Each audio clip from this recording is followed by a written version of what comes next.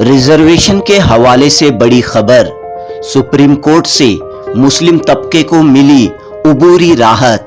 9 मई तक रिजर्वेशन के नए जियो पर अमल नहीं होगा।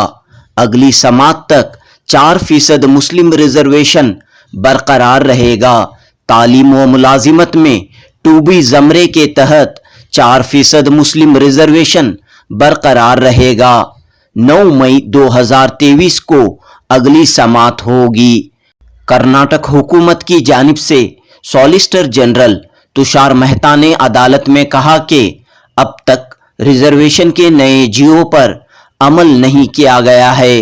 तुषार मेहता ने अदालत में जवाब दाखिल करने के लिए मजीद मोहलत तलब करते हुए समात को मुलतवी करने की दरख्वास्त की।